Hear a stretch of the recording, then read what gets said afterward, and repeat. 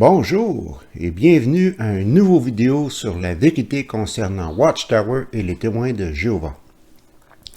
Puisque la semaine passée, j'ai eu des bons commentaires à propos de mon vidéo dans laquelle je décortiquais un petit brin de discours de Garrett Lush, j'ai décidé de vous offrir quelque chose de spécial cette semaine.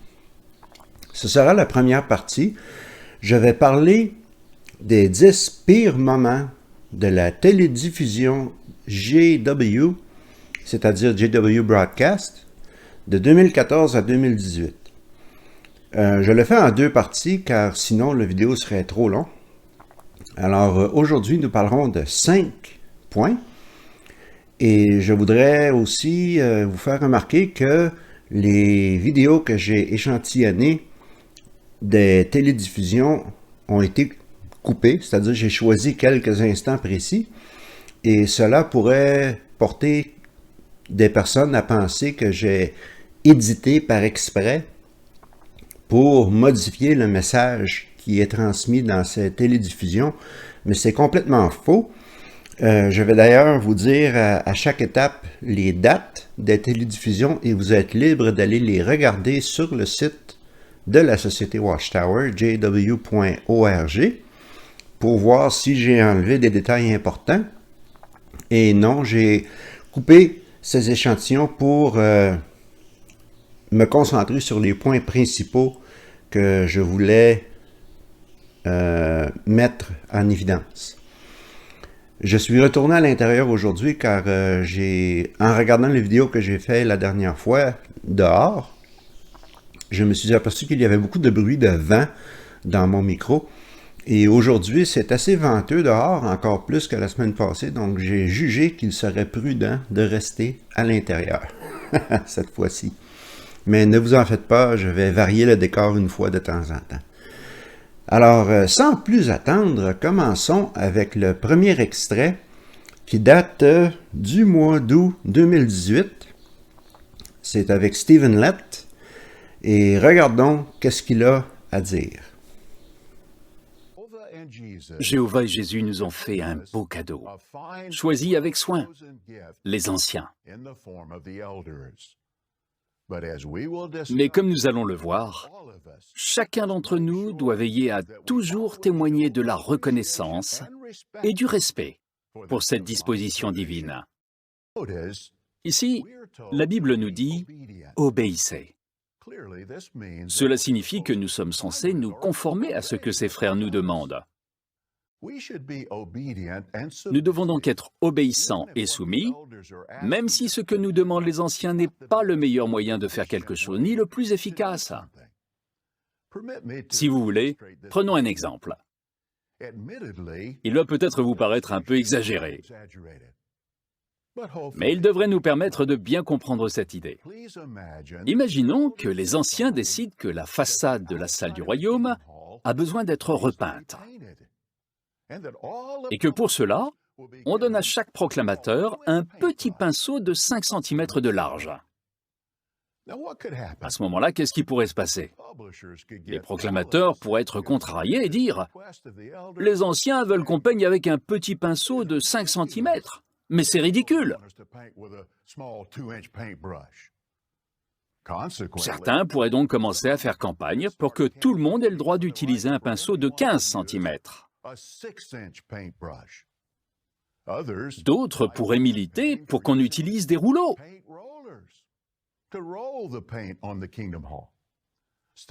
D'autres encore pourraient essayer de rallier tout le monde à leur cause en disant « Ce qu'il faudrait, c'est louer un pistolet à peinture pour pulvériser la peinture sur les murs de la salle du royaume. » Un autre groupe pourra insister pour qu'une entreprise extérieure fasse le travail. Et un autre encore pourrait essayer de convaincre tout le monde que la salle n'a même pas besoin d'être repeinte. Quel serait le résultat? L'assemblée serait divisée. La salle du royaume ne serait pas repeinte. Des proclamateurs pourraient trébucher et finir par quitter la vérité. Les anciens seraient très découragés. Jéhovah serait triste et Satan très heureux. Par contre, si tout le monde soutenait humblement les anciens et se disait « Aucun verset n'interdit de peindre avec un pinceau de 5 cm », Hébreux 13, verset 17 nous demande d'obéir et d'être soumis aux anciens. Alors, pourquoi ne pas soutenir la décision des anciens? Cette fois-ci, quel serait le résultat?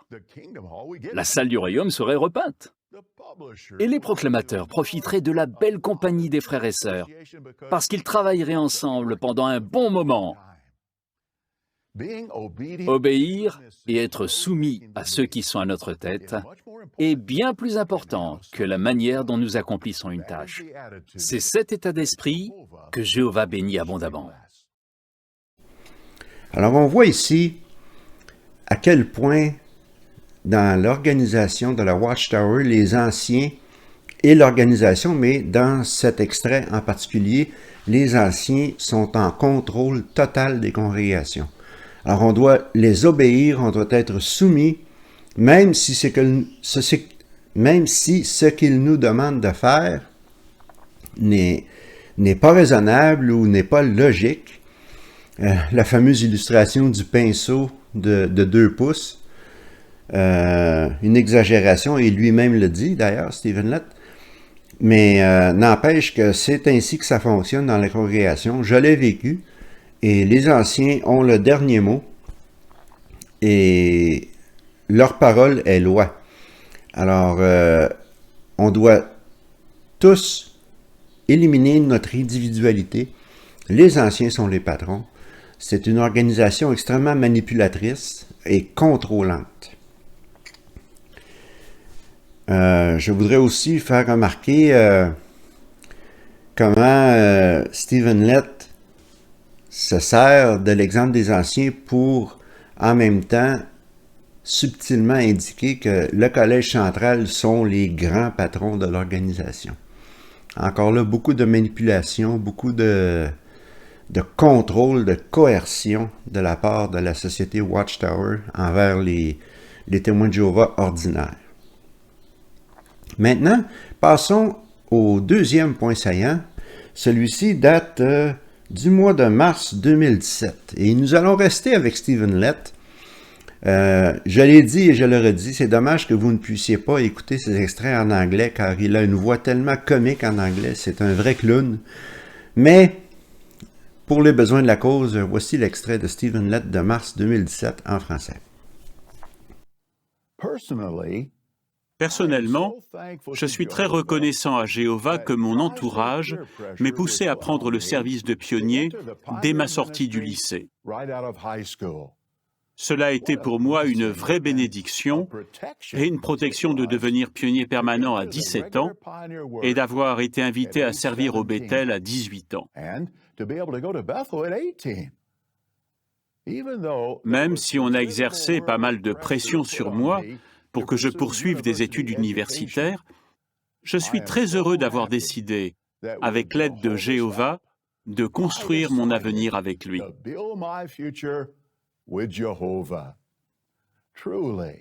Je n'ai aucun regret.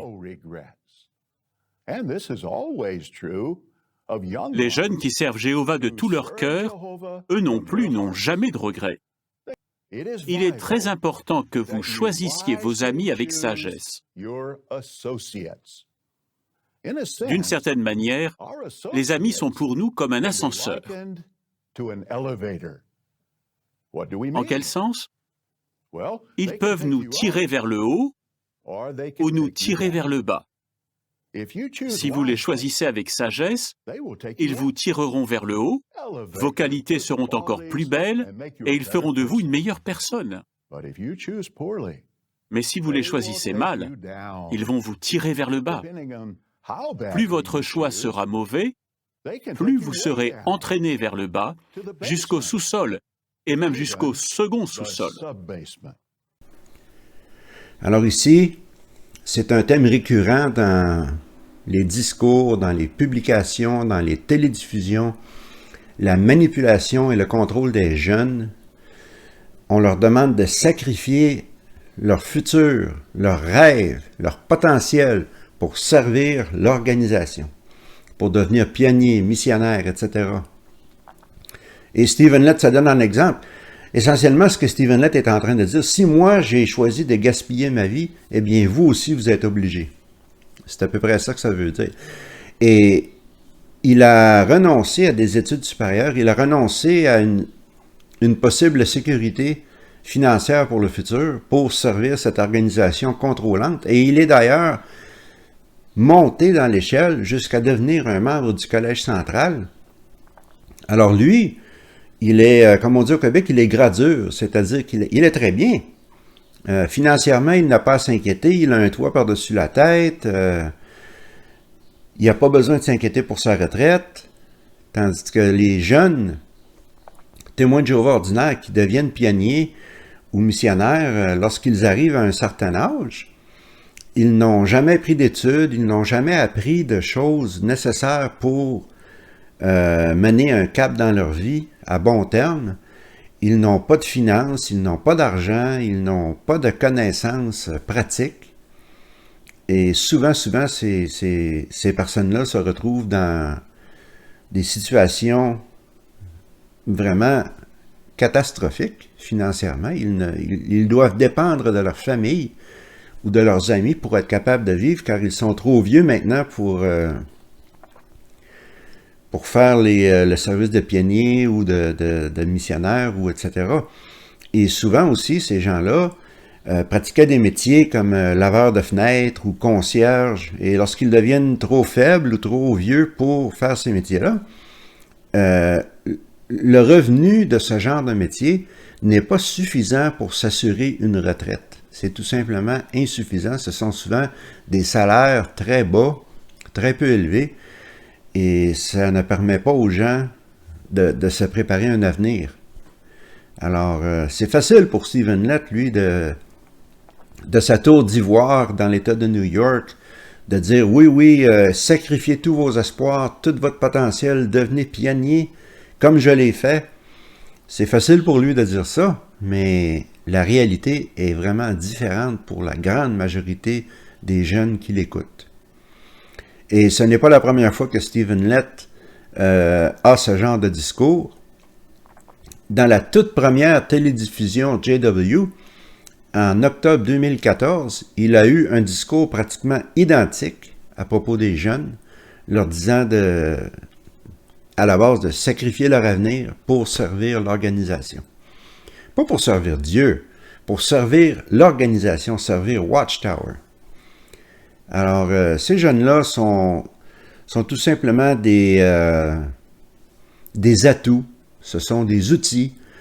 Le Collège central ne les voit pas comme des personnes.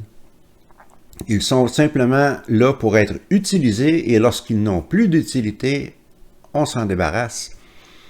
Et c'est rageant de voir ce genre de discours-là de la part de Stephen Lett. Maintenant, nous allons continuer avec le troisième extrait. Celui-ci date de septembre 2018. Alors, ce n'était pas un membre du Collège central qui faisait cette télédiffusion. C'était un des assistants. Il y en a plusieurs. Et celui-ci s'appelle Kenneth Flodine, ou Ken Flodine. Et voyons voir cet extrait. Vous allez trouver ça assez dérangeant. Allons-y donc. Dans la vidéo sur le soufflage de verre, nous avons pu constater le savoir-faire des artisans. Ils produisent des objets en verre de toute beauté et très utiles. Dans l'atelier de Satan, on est très doué aussi pour façonner la façon de penser des gens. Mais avec quel résultat? Au lieu d'aider les personnes à devenir de précieux récipients que Jéhovah peut utiliser, Satan produit en grande série des récipients sans valeur que Jéhovah ne peut pas utiliser. À quoi peut bien servir ce verre qui n'a pas la bonne forme? À rien. Il est inutile. Au début de ce discours, nous avons cité Romains 9, verset 22. Ceux qui se laissent modeler par le monde de Satan sont des récipients de colère méritant d'être détruits. Jéhovah a payé un prix très élevé pour nous, bien plus que l'or et le verre. Puissions-nous renouveler notre manière de penser en nous appuyant sur la sagesse divine. Glorifions Jéhovah en étant un récipient qu'il peut utiliser. Alors on voit ici que Ken Flodine a plus ou moins une obsession avec la destruction des gens qui ne veulent pas être témoins de Jéhovah. Ce sont des produits bons pour la destruction, comme il a fait avec le verre, on le casse. C'est assez frappant comme image, et on voit qu'il a hâte à cela, que ça lui donne de la satisfaction de savoir qu'il y a 99,9% de la population mondiale qui, d'après le Collège central, sera détruite lorsque viendra Armageddon, ou la grande guerre de Dieu, d'après la société Watchtower. C'est vraiment... c'est pas la première fois que Ken Flodine fait cela. On va regarder un autre extrait. Celui-ci, il date de février 2016, et c'est encore Ken Flodine. Un petit extrait vite fait pour vous montrer une autre illustration qu'il avait utilisée pour le même genre de sujet. Ce que j'ai là représente du poison. Et quand les pharisiens ont refusé de reconnaître une manifestation évidente de l'Esprit Saint, c'est comme s'ils avaient rejeté Jéhovah lui-même. C'est comme s'ils avaient versé du poison sur le pain. Il s'infiltre partout. Et le pain est perdu. Quand Jéhovah décrète que quelqu'un a péché contre l'Esprit, il n'y a plus de pardon possible. Sa relation avec Jéhovah est définitivement perdue. Jéhovah jette le pécheur tel un déchet, comme par exemple Judas, le fils de la destruction. Et oui, c'est la fameuse illustration des pains. Lorsque cela est sorti en 2016, vous en avez peut-être même déjà entendu parler, même si vous ne regardez pas les télédiffusions, parce que ça a fait le tour de l'Internet. Et on voit le pain, Jéhovah le détruit comme traite ces gens-là comme des déchets. Alors, les vies humaines pour Ken Flodine sont inconséquentes. Les gens qui ne veulent pas être témoins de Jéhovah ou qui ne veulent pas se plier aux exigences du Collège central ne sont bons que pour la destruction. Ce sont des déchets. Vraiment, là, un manque de respect pour la vie et une condescendance, une arrogance et une agressivité sans pareil. Il me fait beaucoup penser à Anthony Morris dans ce sens-là. Alors maintenant, nous allons procéder à l'extrait suivant. Celui-ci, c'est de novembre 2017. Et c'était... je ne me souviens pas de quel membre du Collège central faisait cette télédiffusion, mais de toute façon, cet extrait, c'est une vidéo de propagande, de manipulation qui a été diffusée lors de cette télédiffusion. Alors, jetez un coup d'œil et vous allez être aussi scandalisés que moi. Tout a commencé ce matin. Tout le monde était en train de signer une carte d'anniversaire pour Lucas, un camarade. Lucas a un cancer. Il vient de sortir de l'hôpital où il se fait soigner. Non merci, je suis témoin de Jéhovah et je ne fête pas les anniversaires. Pourquoi tu signes pas? C'est pas poli, c'est pas cool ce que tu fais, vas-y. Hé, les enfants. Aiden? La maîtresse a dit que Lucas ne reviendrait pas avant longtemps à l'école. Je suis tellement triste qu'il soit malade.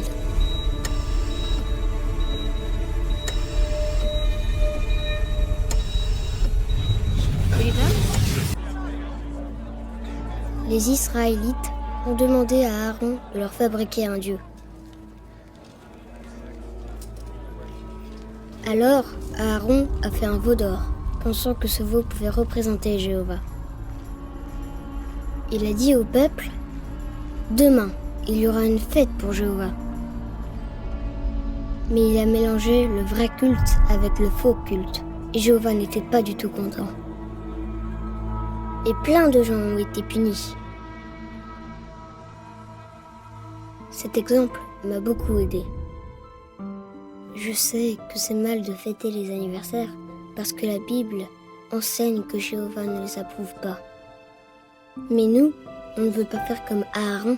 On ne veut pas essayer de mélanger le vrai culte avec le faux culte. Comment tu te sens, Lucas? Un peu mieux. J'ai compris quelque chose. Au lieu de fêter un jour en particulier, je pouvais parler à Lucas de notre espoir, de vivre éternellement dans un beau paradis sur terre. Il n'y aura plus de maladie, plus jamais. Alors, ici, là, c'est bien beau de contrôler puis de manipuler les adultes, mais là, on parle d'enfants. Un enfant qui a à peu près 10 ans dans la vidéo et qu'on manipule, il se sent mal, il se sent coupable de vouloir signer une simple carte de fête pour son ami qui est malade du cancer. Et moi, une chose que j'ai remarqué, et une chose qui me fait rager dans cette vidéo-là, c'est lorsqu'il dit que la Bible enseigne que Jéhovah désapprouve des fêtes. Et c'est de la bullshit, c'est de la merde. Il n'y a pas un verset, un seul verset dans la Bible qui condamne les anniversaires. Alors, le Collège central dira, ah ouais, mais la Bible parle de 2 anniversaires, puis dans les 2 cas, ça a été des choses négatives qui sont arrivées. Eh bien, si on suit cette logique, les témoins de Jéhovah ne devraient pas avoir de chiens non plus. Car dans la Bible, chaque fois qu'on parle de chiens, c'est négatif. C'est des chiens qui ont mangé des restes humains, on compare les infidèles à des chiens, etc., etc. Donc, puisque la Bible parle négativement des chiens, alors non, les témoins de Jéhovah ne devraient pas avoir des chiens. Soyez conséquents avec votre logique, messieurs du Collège central. Alors, on voit ici à quel point c'est ridicule et que c'est une manipulation vraiment insidieuse, vraiment là, c'est rageant de voir ça. Si vous me permettez, c'est dégueulasse. Et aussi, dans cette vidéo-là, lorsqu'il parle de Aaron qui avait construit le faux Dieu, là, le veau doré pour les Israélites, il mentionne juste que beaucoup ont été punis. Mais ce que la Bible dit, c'est que des centaines et des centaines d'Israélites ont été exécutés, ont été tués à cause de cela. Alors, en parlant de cet événement, pour le comparer au fait de signer une carte de fête, alors c'est quasiment comme si le Collège central disait que le fait de signer une carte de fête, ça mérite la même punition que la fausse adoration à un faux Dieu, l'idolâtrie. Alors, me semble que c'est un peu exagéré. La peine de mort pour avoir signé une carte de fête pour un enfant de 10 ans, ouais, il n'y a pas de logique là-dedans du tout. Alors, on va y aller avec le dernier extrait de cette vidéo. C'est arrivé en mai 2015 et c'est une fois de plus Stephen Lett qui apparaît souvent dans ces extraits. Et celui-là est vraiment particulier parce que, en fait, je vais vous laisser regarder l'extrait et puis on va le commenter après.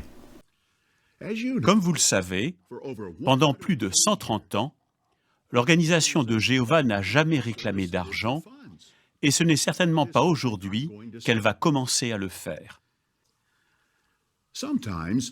Parfois, on peut se sentir un peu gêné de parler des besoins financiers de l'organisation de Jéhovah. Et c'est compréhensible, parce que nous ne voulons en aucun cas être assimilés à ces organisations, religieuses ou autres, qui forcent leurs membres à verser de l'argent.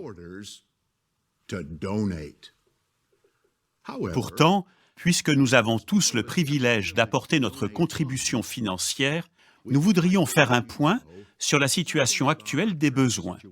Ensuite, vous pourrez répondre à ces besoins comme votre cœur vous y pousse.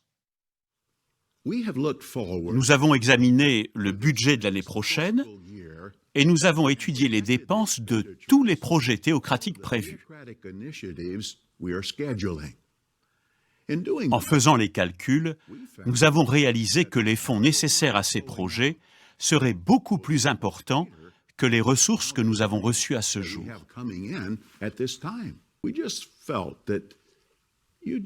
Et nous pensions, chers frères et sœurs, que vous deviez être informés des dépenses qui sont prévues pour les mois et les années à venir.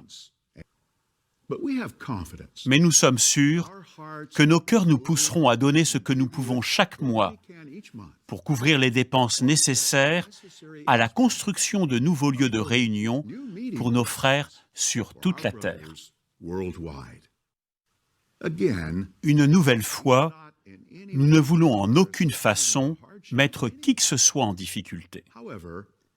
Cependant, nous avons pensé que si vous connaissiez précisément les besoins, vous appliqueriez Proverbe 3, verset 27.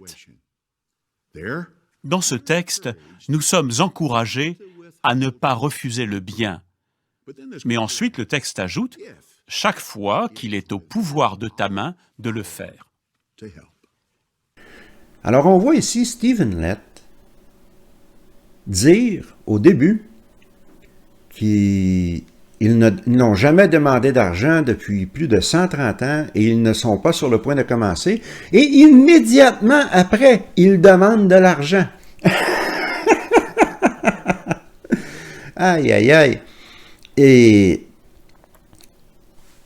Charles Taze Russell, lorsqu'il a commencé à imprimer la tour de garde dans les années 1800, on lui avait dit, est-ce que tu vas solliciter des fonds au lecteur?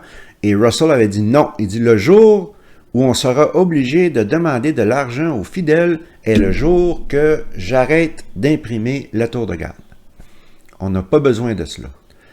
Et je dois dire que la société Watchtower, pendant presque un siècle et demi, s'est maintenue à cela.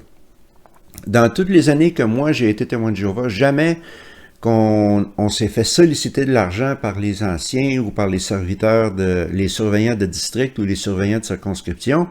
Il y avait une petite boîte de contribution à l'arrière de la salle. Chacun mettait ce qu'il voulait et je n'ai pas honte de dire que je n'ai jamais mis un sou dans cette boîte. Mais il faut dire que j'étais jeune à l'époque et j'avais pas des travails très payants. Mais en tous les cas, j'aurais probablement pas mis d'argent là-dedans, même si je faisais beaucoup d'argent. Mais l'idée, c'est que c'était anonyme et qu'il n'y avait jamais de sollicitation. Et là, on vient de franchir un point de non-retour. Stephen Lett demande de l'argent aux fidèles témoins de Jéhovah parce qu'ils ne savent pas gérer leurs propres finances. Ils ont dépensé, ils ont vendu les édifices du quartier général de la société Watchtower qui était à Brooklyn, juste au pied du pont de Brooklyn, pour des dizaines de millions de dollars. C'était des terrains extrêmement en demande, pratiquement en plein centre-ville de New York. Et au lieu de gérer cet argent-là comme il faut, ils ont construit un nouveau quartier général dans l'État de New York, la ville de Warwick. Et oui, il fallait construire un nouveau quartier général, mais ils l'ont fait d'une façon extravagante. Je n'ai pas de chiffres, je pourrais les chercher si quelqu'un me le demande, mais le nouveau quartier général a coûté beaucoup, beaucoup plus cher que l'argent qu'ils avaient gagné en vendant les édifices à New York. Ils auraient pu construire des édifices d'une façon plus raisonnable, mais ils se sont donné tous les luxes, une piscine intérieure, un gymnase, etc., etc. Ils ont dépensé outrageusement. Et je veux vous faire remarquer que dans cet extrait, Stephen Lett parle de construire des salles du royaume pour tous les fidèles sur la planète. On a besoin d'argent pour ça. Mais c'est de la bullshit. Si vous regardez ce qui se passe depuis 2014, au moment dans lequel il y a eu des lettres envoyées à tous les anciens des congrégations, en fait, les salles de royaume diminuent en nombre. On amalgame plusieurs congrégations pour en faire une et on vend les salles du royaume et surtout les terrains sur lesquels elles se trouvent, car ces terrains sont très en demande, très dispendieux, rapportent des millions à la société Watchtower. Alors, Stephen Lett est en train de carrément mentir aux fidèles quand il leur dit qu'on va construire beaucoup de salles du royaume, c'est tout le contraire qui se passe. C'est exactement à l'envers. Je pourrais, si vous me le demandez, si vous êtes curieux, dites-moi-le dans les commentaires, je pourrais faire une vidéo sur toute cette histoire de finances de la Société Watchtower en 2014, les lettres qu'ils ont envoyées aux congrégations, etc., pour vous éclairer plus sur ces faits. Mais n'empêche que Stephen Nett ici est en train de complètement tromper les fidèles en disant ces choses-là. Et pratiquement toute la télédiffusion de ce mois-là était préoccupée par ce thème des finances. Je trouve que le Collège central, avec sa télédiffusion, déjà ressemblait beaucoup à des télévangélistes qu'on voit aux États-Unis. Puis là, ils viennent de franchir le dernier obstacle qui les transforme vraiment en télévangélistes. Ils commencent à demander de l'argent aux fidèles. Exactement comme les autres télévangélistes arabais qu'on voit sur des centaines de chaînes télévisées aux États-Unis.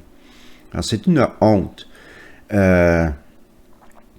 Et le pire, c'est que la grande majorité des fidèles témoins de Jéhovah ordinaires ne savent rien de tout ce que je viens de vous dire. Et ils vont se sentir poussés à contribuer plus pour une organisation qui gère leurs finances d'une façon si défectueuse et qui utilise l'argent à des fins douteuses. Comme je ne vous l'ai jamais montré, mais il y a une vidéo qui montre Anthony Morris aller acheter pour à peu près 2000 $ d'alcool de haut niveau, là, du whisky, du scotch, des produits de qualité là, dans un magasin d'alcool qui est situé à peu près à 20 km du collège central de Warwick. Il est allé loin. Mais il a dépensé, et lui, Anthony Morris, il n'y a pas de métier, il n'y a pas de travail. Le seul soutien financier qu'il a, c'est les contributions des fidèles témoins. Et il prend des milliers de dollars pour aller acheter de l'alcool. Il remplit un chariot. Si vous êtes curieux, je vous mettrai des extraits de cette vidéo-là. C'est déjà arrivé il y a plusieurs années. Mais c'est quelqu'un qui l'a rencontré, quelqu'un qui savait qui était Anthony Morris, et qui s'est mis à jaser avec lui comme s'il était... Mais il l'enregistrait avec son téléphone. Et ils ont jasé comme ça, là, comme deux clients qui se rencontrent par hasard dans un magasin. Anthony Morris ne savait pas qu'il était enregistré. C'était peut-être un peu louche. Mais quoi qu'il en soit, on voit Anthony Morris dépenser des milliers de dollars contribués par les fidèles pour acheter de l'alcool. Et après ça, ils viennent nous dire que les projets spirituels que nous avons pour l'avenir ne peuvent être accomplis car l'entrée d'argent est beaucoup plus faible que la sortie d'argent. Je comprends donc. Arrêtez d'acheter des milliers de dollars d'alcool et des montres Rolex, comme on voit souvent au poignet de Sam Hurd, et des habits qui coûtent des centaines et des centaines de dollars. Arrêtez de faire ces dépenses extravagantes et peut-être que vous allez être capable de gérer vos affaires d'une façon plus efficace. Alors, c'est la conclusion du vidéo de cette semaine. J'espère que vous avez trouvé cela intéressant. Il y aura une deuxième partie avec 5 autres extraits d'autres télédiffusions de JW. Pour l'instant, je vous laisse avec ce matériel. J'espère qu'il vous fera réfléchir, surtout si vous êtes témoin de Jéhovah présentement et vous commencez à avoir des doutes. Alors, j'espère aider les gens avec ça. Comme toujours, si vous avez aimé la vidéo, donnez-moi un gros like. N'oubliez pas de vous abonner et de partager la vidéo avec vos amis, avec votre famille, avec vos collègues de travail, partout. Très important. Alors, je vous souhaite une bonne fin de semaine. Une bonne semaine et on se revoit la semaine prochaine avec une vidéo sur un sujet que je n'ai pas encore déterminé, mais ça va être bon, je vous le garantis. À la prochaine.